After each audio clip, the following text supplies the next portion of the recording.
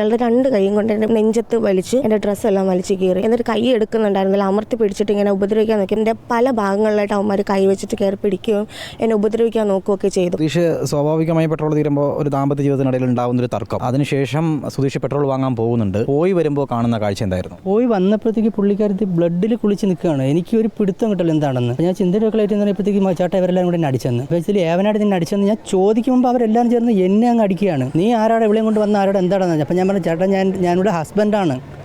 സദാചാര മനോഭാവത്തോടുകൂടിയാണ് ഈ നാട്ടുകാർ പെരുമാറിയത്. തീർച്ചയായിട്ടും അതാണ്, സദാചാരം തന്നെയാണ്. ഇതിനെതിരെ ഞങ്ങൾ ഇന്നലെ അപ്പോൾ തന്നെ പോലീസിന് അവരാരോണ് വിളിച്ചത്. വിളിച്ചൊരു 1.5 മണിക്കൂർ ഞാൻ പോലീസിരുന്നത്. ഈ 1.5 മണിക്കൂർ ഞങ്ങളവിടെ കിടന്ന് മർദ്ദനം കേൾക്കുകയാണ് ഞങ്ങൾ രണ്ടാളും.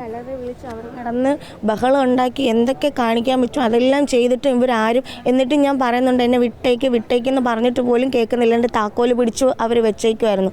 താക്കോല് ഞാൻ പലതവണ അവിടെ നിന്ന് പോവാനായിട്ട് ശ്രമിച്ചതും എന്നെ ഇങ്ങനെ ഈ പിള്ളേരെല്ലാം കൂടി വട്ടം കൂടി എന്നെ അങ്ങോട്ടും ഇങ്ങോട്ടും അനങ്ങാൻ സമ്മതിക്കാണ്ട് അവിടെ നിന്നിട്ട് ഉപദ്രവിച്ചുകൊണ്ടിരിക്കുകയായിരുന്നു. ഞാൻ വന്നപ്പോൾ ഇവിടെ ഇങ്ങനെ വട്ടം കൂടി നിർത്തിയേക്കണവർ എന്നെ കയറ്റുന്നില്ല. നീ ആരാണെന്ന് വെച്ചാൽ അപ്പോൾ ഞാൻ പറഞ്ഞു ഞാൻ ഹസ്ബൻഡ്. നീ എവിടെ നിന്നാണ് വന്നത്? എവിടെ? ഞാൻ പറഞ്ഞു വണ്ടിയുടെ പെട്രോൾ ഞങ്ങനെ പോയിട്ട് വരികയാണ്. വന്ന് അത് കാണിച്ചിട്ടുണ്ട്. ഇവരിതൊന്നും കേൾക്കുന്നില്ല.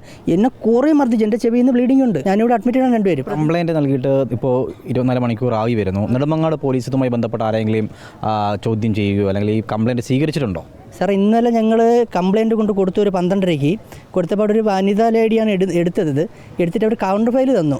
അല്ല ഇതിന് ശേഷം ഒരു ആക്ഷനും ഇല്ല. അപ്പോൾ ഞാൻ രാവിലെ അങ്ങോട്ട് വിളിക്കുകയാണ് ചെയ്ത് പറഞ്ഞ് സി എ ഇല്ല, സി എ വരും, സി എ ഇല്ല ഇങ്ങനെ പറഞ്ഞുകൊണ്ടിരുന്നു. ലാസ്റ്റ് ഞങ്ങൾ 4 പ്രാവശ്യം അവിടെ പോയി. 4 പ്രാവശ്യം അവിടെ പോയി. ലാസ്റ്റ് 2 മണിയായപ്പോഴത്തേക്ക് പുള്ളിക്കാരത്തി ബോധം കിട്ട് വീഴുന്നു. അവിടെ എൻ്റെ വിഷ്വൽസ് എല്ലാം എൻ്റെ ഉണ്ട്.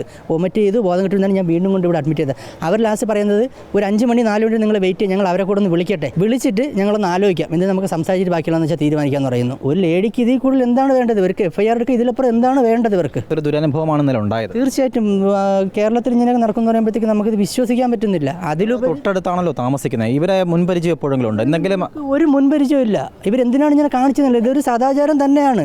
ഇതെല്ലാം അവരുടെ ബന്ധുക്കളാണതെല്ലാം. ഞാൻ ചെല്ലുമ്പോൾ പറയുമ്പോഴത്തേക്ക് നീ ഏവളെയും കൊണ്ട് വരുന്നതാ, നീ ആരുടെ, നീ ഏവളെയും കൊണ്ട്, ഇത് ഏവളെ, ഇവരെന്തൊക്കെയാണ് അനാവശ്യം പറഞ്ഞത് ഞങ്ങൾക്ക് അറിയില്ല. ദൈവം കിട്ടുമെന്നൊരു പ്രതീക്ഷയില്ലായിരുന്നു.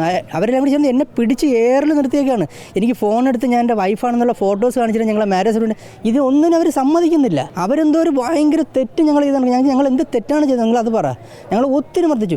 ഇതിൽ പോലീസ് കാണിച്ച അനാസ്ഥ പറയുമ്പോൾ ഞങ്ങൾക്കത് അംഗീകരിക്കാൻ പറ്റാത്തതാണ്. ഭയങ്കര വിഷമമുണ്ട് ഈ കേരളത്തിൽ ഇങ്ങനെ സംഭവിക്കുന്നതിൽ. ഇത് സദാചാര മനോഭാവത്തോടു കൂടി ഈ നെടുമങ്ങാടുള്ള ചില ആൾക്കാർ ഒരു രാത്രിയിലാണ് ഇങ്ങനെ ഒരു അനുഭവം ഈ ദമ്പതികൾക്ക് ഉണ്ടായത്. ഇവർ ഭാര്യ ഭർത്താക്കന്മാരാണെന്ന് തെളിയിക്കേണ്ടുന്ന ഒരു അവസ്ഥയിലേക്ക് കാര്യങ്ങൾ കടന്നുപോയി. പക്ഷേ അപ്പോഴും ഉത്തരവാദിത്തപ്പെട്ട അല്ലെങ്കിൽ നിയമം എടുക്കേണ്ടുന്ന, കൃത്യമായിട്ട് ഇടപെടേണ്ടുന്ന നെടുമങ്ങാട് പോലീസ് ഇതുവരെയും ഈ കേസുമായി ബന്ധപ്പെട്ട് ഒരു നടപടിയും സ്വീകരിക്കാത്തതിൽ വലിയ ആശങ്കയുണ്ട്.